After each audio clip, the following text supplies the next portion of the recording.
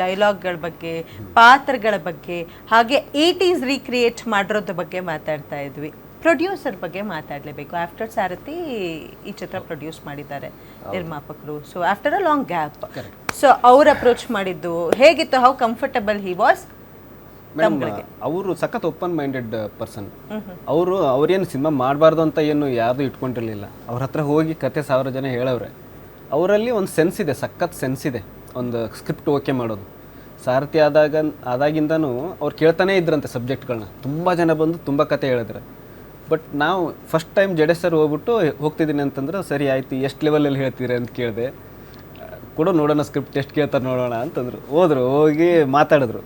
ಅವ್ರು ಏನಂದ್ರು, ನಮ್ಮ ಮಗ ಬರ್ಬೇಕಿರಪ್ಪ ಅಂತ ಹೇಮಂತ್ ಗೌಡ್ರು. ಅವ್ರು ಬಂದು ಸುಮ್ಮನೆ ಕೂತ್ಕೊಂಡು ಕತೆ ಕೇಳವ್ರೆ ಸರ್. ಫುಲ್ ಇವ್ರು ನ್ಯಾರೇಷನ್ ಮಾಡಿದ್ಮೇಲೆ ಇನ್ನೂ ಏನು ಫೈನಲ್ ಡ್ರಾಫ್ಟ್ ಆಗಿಲ್ಲ, ಅದು ಏನೂ ಆಗಿಲ್ಲ. ಜಸ್ಟು ವಿಚಾರಗಳು ಇದಾವಲ್ಲ, ಸಿನಿಮಾದಲ್ಲಿರೋ ವಿಚಾರಗಳು ಅವ್ರಿಗೆ ಸಖತ್ ಸ್ಟ್ರೈಕ್ ಆಗಿಬಿಟ್ಟಿದೆ. ಆಮೇಲೆ ಅವ್ರಿಗೆ ಪ್ರೀವಿಯಸ್ ಫಿಲಮ್ ಎಲ್ಲ ನೋಡಿದ್ರಲ್ಲ ಜಡೇಶ್ ಸರ್ದು, ಹೀಸ್ ಕೆಪಬಿಲಿಟಿ ಅವ್ರಿಗೆ ಗೊತ್ತಾಗಿತ್ತು. ಸೊ ಅವ್ರು ಶೋರ್ ಶಾಟ್ ಇಮಿಡಿಯೇಟ್ಲಿ ಅಕ್ಸೆಪ್ಟ್ ಮಾಡ್ಕೊಂಡಿರೋದು. ಏನು ತಿರ್ಗಾ ಮರ್ಗ ಕರೆದು ಗೀಟಿಂಗು ಆ ಥರ ಈ ಥರ ಏನೂ ಇಲ್ಲ. ಒಂದು ಸಲ ಕಮಿಟ್ ಆದರೂ ಅದಾದಮೇಲೆ ಯಾವತ್ತೂ ನಮ್ಮನ್ನು ಬಿಟ್ಕೊಟ್ಟೇ ಇಲ್ಲ ಮೇಡಮ್. ಏನು ಕೇಳ್ತೀವೋ ಪಾಪ ತಂದು ಹಾಕ್ತಿದ್ರು. ಪ್ರಕಾಶ್ ಅವರು ಸಖತ್ ಹೋರಾಟದ ಹಿನ್ನೆಲೆಯಲ್ಲಿ ಬಂದಂಥವ್ರು. ಸ್ಟೂಡೆಂಟ್ ಲೈಫಲ್ಲಿ ಅವರು ವಿದ್ಯಾರ್ಥಿ ನಾಯಕರು, ರಾಜಕೀಯ ಎಲ್ಲ ಗೊತ್ತಿರುವಂಥದ್ದು. ಹೋರಾಟ ಅವ್ರಿಗೆ ಭಾಳ ಗೊತ್ತಿರುವಂಥದ್ದು. ಅವರು ರಿಯಲ್ ಎಸ್ಟೇಟಲ್ಲಿ ಚೆನ್ನಾಗಿದ್ದಾರೆ, ಬಿಸ್ನೆಸ್ ಎಲ್ಲ ಮಾಡ್ಕೊಂಡು ಚೆನ್ನಾಗಿದ್ದಾರೆ. ಬಟ್ ಮಗ ಫಾರಿನಲ್ಲಿ MBA ಎಲ್ಲ ಮಾಡಿಕೊಂಡು ಬಂದಂಥವ್ರು. ಅವರನ್ನು ಈ ಉದ್ಯಮಕ್ಕೆ ನಿಲ್ಲಿಸಬೇಕು, ನಾನಾದ್ಮೇಲೆ ಸಾರಥಿ ಫಿಲ್ಮ್ಸನ್ನು ಇವ್ರು ತಗೊಂಡು ಹೋಗಬೇಕು, ಮುಂದಕ್ಕೆ ತಗೊಂಡು ಹೋಗ್ಬೇಕು ಅಂತೇಳಿ ಮಗನ್ನ ಪ್ರಿಪೇರ್ ಮಾಡೋದಕ್ಕೋಸ್ಕರ ಅವರು ಭಾಳ ಶ್ರಮ ಹಾಕಿ ಈ ಸಿನಿಮಾ ಮಾಡಿದ್ದಾರೆ. ಆ ಯಶಸ್ಸು ಕಾಣಿಸ್ತಾ ಇದೆ. ಭಾಳ ಅವ್ರ ಮುಖದಲ್ಲಿ ಮಂದಹಾಸ. ಪ್ರೊಡ್ಯೂಸರ್ ಖುಷಿ ಆದ್ರೆ ನಾವೆಲ್ಲರೂ ಖುಷಿ ಆದಂಗೆ. ನಿಜವಾದ ಲ್ಯಾಂಡ್ ಲಾರ್ಡ್ ಅವರು ತುಂಬಾ ಸಾರ್ ಹೇಳಿದಂಗೆ ರಿಯಲ್ ಎಸ್ಟೇಟು ತುಂಬಾ ದೊಡ್ಡ ಹೆಸರಿದೆ. ದೊಡ್ಡಬಳ್ಳಾಪುರ ಅವರು KCN ಚಂದ್ರಶೇಖರ್ ದೊಡ್ಡವರು, ನವರಂಗು ಆ ಇದು ಅವರ ವಂಶಸ್ಥರು. ಎಲ್ಲ ಕಡೆ ಹತ್ರ ಆತ್ಮೀಯರಿದ್ದಾರೆ. ಆಮೇಲೆ ಸ್ವಲ್ಪ ಶಾರ್ಟ್ ಟೆಂಪರ್ ಅವರು, ಭಾಳ ಕೋಪಿಸ್ಕೊತಾರೆ. ಅವರನ್ನ ಮ್ಯಾನೇಜ್ ಮಾಡಿದ್ರು ಜಡೇಶ್ ಅವರಿಗೆ ದೊಡ್ಡ ಥ್ಯಾಂಕ್ಸ್ ಹೇಳ್ಬೇಕು. 5 ನಿಮಿಷ ಮುಗುತ್ತರ ಕೋಪ ಮಾಡಿಬಿಡ್ತಾರೆ, ಆಮೇಲೆ ಫ್ರೀ ಆಗಿಬಿಡ್ತಾರೆ. ತುಂಬ ಒಳ್ಳೆ ಮನುಷ್ಯ, ಒಳ್ಳೆ ಮನಸ್ಸಿದೆ ಆ ಮನುಷ್ಯನಿಗೆ.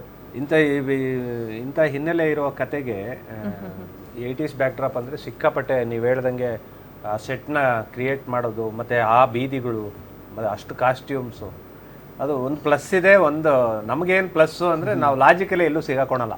ಫೋನು, ಮೆಸೇಜು ಅಂತ. ಈಗಿನ ಸಿನಿಮಾಗಳಾದ್ರೆ ಫೋನ್ ಮಾಡ್ಬೋದಾಗಿತ್ತು, ನೆಟ್ವರ್ಕ್ ಇರಲಿಲ್ವಾ, ಏನೇನೋ ಬರುತ್ತೆ. ಬಟ್ ಈ ಸಿನಿಮಾಗಳಲ್ಲಿ ಅದನ್ನು ನಾವು ದಾಟ್ಕೋತೀವಿ.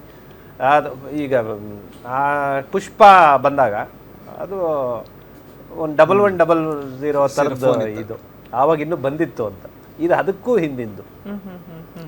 ಸೊ ಹಾಗೆ ಸಿನಿಮಾದಲ್ಲಿ ಮಿತ್ರ ಸರ್ ಆಗಿರ್ಬೋದು, ದುನಿಯಾ ವಿಜಯ್ ಸರ್ ಆಗಿರ್ಬೋದು, ರಾಜ್ ಬಿ ಶೆಟ್ಟಿ ಅವರು ಆಕ್ಟರ್ ಕಮ್ ಡೈರೆಕ್ಟರ್. ಅಯ್ಯೋ ಅವರಷ್ಟೇ ಅಲ್ಲ ಮೇಡಮ್, 7 ಜನ ಡೈರೆಕ್ಟರ್ ಇರೋದು ನಮ್ಮ ಸೆಟ್ಟಲ್ಲಿ. ಹೌದಾ? ಬಿ ಸುರೇಶ್ ಸರ್ ಡೈರೆಕ್ಟರ್, ಹೌದು ಇವರು. ಆಮೇಲೆ Vijay sir, Raj B Shetty sir, Jadesh sir ಅಂತ ಒಬ್ವಿಯಸ್ಲಿ ಅವ್ರು ಇದ್ದೇ ಇದ್ರು. ಸೊ ತುಂಬಾ ಜನ ನಿರ್ದೇಶಕ, ಡೈರೆಕ್ಟರ್ ಸಂತೂರ್ ಅವ್ರು ಆಲ್ರೆಡಿ ಡೈರೆಕ್ಷನ್ ಮಾಡಿದ್ದಾರೆ. ತುಂಬಾ ಹೀರೋಗಳು ಇದ್ದಾರೆ. ರಾಕೇಶ್ ಅಡಿಗ 7 ಜನ ಹೀರೋಗಳು ಇರೋದು. ರಾಜ್ ಬಿ ಶೆಟ್ಟಿ ಅವರು ಹೀರೋ ಆಗಿ ಮಾಡಿದ್ದಾರೆ. ಸಂಪತ್ ಅವರು ಹೀರೋ ಆಗಿ ನಾನು ಹೀರೋ ಆಗಿ ಮಾಡಿದ್ದೀನಿ.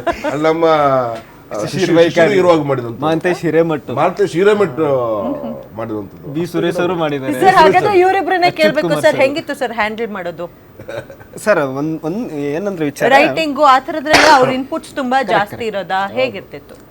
ಇದು ಒಳ್ಳೆ ಪ್ರಶ್ನೆ. ಏನಕ್ಕಂದ್ರೆ ಮೇಡಮ್, ಇಷ್ಟು ಜನ ಎಲ್ಲರೂ ಸ್ಕ್ರಿಪ್ಟ್ ಓದಿದ್ದು, ನಾವು ಯಾರನ್ನೂ ಸ್ಕ್ರಿಪ್ಟ್ ಅಪ್ಹೋಲ್ಡ್ ಮಾಡ್ಕೊಂಡಿರಲಿಲ್ಲ. ಎಲ್ಲರಿಗೂ ಫಸ್ಟ್ ಸ್ಕ್ರಿಪ್ಟೇ ಕೊಡ್ತಾ ಇದ್ದಿದ್ದು. ಅವರೆಲ್ಲ ಓದಾದ್ಮೇಲೆ ಅವ್ರದ್ದು ಇನ್ಪುಟ್ಸ್ ಏನಿರ್ತಾ ಇತ್ತು ಅಂದರೆ, ಯೂಶ್ವಲಿ ಏನಿರ್ತಾ ಇತ್ತು, it's already up to the mark. ಓಕೆನಾ? ಇದರಲ್ಲಿ ನಾನು ನನ್ನ ಮ್ಯಾನರಿಸಮ್ ಏನು ಕರೆಕ್ಷನ್ ಮಾಡ್ಕೋಬೇಕು, ಏನು ಮಾಡ್ಬೇಕಂತ ಕೇಳ್ತಿದ್ರೆ ಬಿಟ್ಟರೆ, ಇಲ್ಲಿ ಇದು ಈ ಯಾಕೆ ಹಿಂಗೆ ಹೋಗ್ತಾ ಇದೆ, ಇದು ಹಿಂಗೆ ಆಗ್ತಾ ಇದೆ, ಇಲ್ಲಿನ ರಾಂಗ್ ಹೊಡಿತಾ ಇದೆ, ಈ ಸೀನ್ ರಾಂಗ್ ಅಂತ ಯಾರು ಯಾವತ್ತೂ input, including Raj B Shetty ಅವ್ರಿಗೂ ಫುಲ್ ಬೌಂಡೆಡ್ ಸ್ಕ್ರಿಪ್ಟೇ ಕೊಟ್ಟಿದ್ದು. ಸರಳವಾಗಿ ಹೇಳಬೇಕು ಅಂದರೆ, ಅಡುಗೆ ಮಾಡುತ್ತಾ ಬಿರಿಯಾನಿ ಮಾಡ್ತಾ ಇದ್ರೆ ಉಪ್ಪಿದೆಯಾ ಖಾರ ಇದೆ ನೋಡ್ಬೋದು. ಬಿರಿಯಾನಿ ಮಾಡಿಬಿಟ್ಟು ಇಟ್ಬಿಟ್ಟು ತಿಂದು ಹೇಗಿದೆ ಅಂತ ಕೇಳಿದ್ರೆ ಹಂಗೆ ಹೇಳ್ಬೇಕು, ಚೆನ್ನಾಗಿದೆ ಏನು ಹೇಳ್ಬೇಕು ಅಷ್ಟೇ. ಅಷ್ಟು ಕರೆಕ್ಟಾಗಿ ಪ್ರಿಪೇರ್ ಮಾಡಿದ್ರು. ಇವರ ಟೀಮ್ ವರ್ಕ್ ಹಂಗಿತ್ತು, ಅವ್ರ ಪೇಪರ್ ವರ್ಕ್ ಹಂಗಿತ್ತು. ಇದೇ ಎಕ್ಸ್ಪೆಕ್ಟ್ ಮಾಡೋದು, ಒಬ್ಬ ನಿರ್ಮಾಪಕ ಎಕ್ಸ್ಪೆಕ್ಟ್ ಮಾಡೋದು ಅದೇ, ಒಬ್ಬ ಆರ್ಟಿಸ್ಟ್ ಎಕ್ಸ್ಪೆಕ್ಟ್ ಮಾಡೋದು ಅಷ್ಟೇ. ನಮಗೆ ಜಸ್ಟ್ ಅಭಿನಯಿಸ್ಬೇಕು ನಾವು ಅಷ್ಟೇ, ಜೀವಿಸ್ಬೇಕಷ್ಟೇ. ಎಲ್ಲ ಕೆಲಸವನ್ನು ಜಡೇಶ್ ಅವ್ರ ತಂಡ ಮಾಡಿಟ್ಬಿಟ್ಟಿದ್ರು. ಈ ಪಾತ್ರಕ್ಕೆ ಇಷ್ಟೇ ಡ್ಯೂರೇಷನ್ನು, ಈ ಪಾತ್ರ ಇಷ್ಟೇ ಮಾತಾಡಬೇಕು, ಈ ಪಾತ್ರ ಇಷ್ಟೇ ಮೌನವಾಗಿರಬೇಕು, ಈ ಪಾತ್ರಕ್ಕೆ ಇಷ್ಟೇ ರೋಷ ಇರಬೇಕು, ಇಷ್ಟೇ ಸ್ಕ್ರೀನ್ ಸ್ಪೇಸ್ ಇರಬೇಕು ಅನ್ನೋದು ದೇ ಆರ್ ಡಿಸೈನ್ಡ್. ಪ್ರತಿಯೊಂದು ಕ್ಯಾರೆಕ್ಟರ್ನ ಡಿಸೈನ್ ಮಾಡಿದ್ದಾರೆ. ಯಾವ ಪಾತ್ರ ಕೂಡ ಗುಡ್ಡೇಲ ಅನ್ನೋ ಪಾತ್ರ ಬರುತ್ತೆ, ಅದನ್ನು ನಮ್ಮ ಇವರು ಮಂಜುನಾಥ್ ಶಿರಾ, ನಮ್ಮ ಇವರು ಮಂತೇಶ ಅಲ್ಲ ನಮ್ಮ ಜಹಾಂಗೀರ್ ಸರ್ ಮಾಡ್ತಾರೆ. ಗುಡ್ಡೇಲ ಹೇಳುವಂಥ ಮಾತುಗಳು ಅದ್ಭುತವಾದ ಮಾತುಗಳು, ರೀಚ್ ಆಗುತ್ತೆ. ಒಬ್ಬೊಬ್ಬರ ಹೆಸರುಗಳು ವಿಶೇಷವಾಗಿದೆ ಅಲ್ಲಿ. ಗುಡ್ಡೇಲ, ಚೌಡಪ್ಪ, ರಾಚಮ್ಮ, ನಿಂಗಮ್ಮ, ಭಾಗ್ಯ, ಇವನು ಗುರ್ನಿಂಗ, ಎಲ್ಲವನ್ನು ಕೂಡ ಅವ್ರದ್ದು ಪಾತ್ರಗಳಿಗೆ ಹೆಸರಿಡೋದು ಫೇಮಸ್. ಗಣೇಶ್ ಸರ್ ಓದ್ಕೊಂಡಿರ್ತಾರಲ್ಲ, ಈ ಕಾಟೇರಲ್ಲೂ ಹಂಗೆ, ಗುರು ಶಿಷ್ಯರಲ್ಲೂ ಹಂಗೆ, ಅದೆಷ್ಟು ಚೆನ್ನಾಗಿ ಹುಡುಕಿ ಇಡ್ತಾರೆ.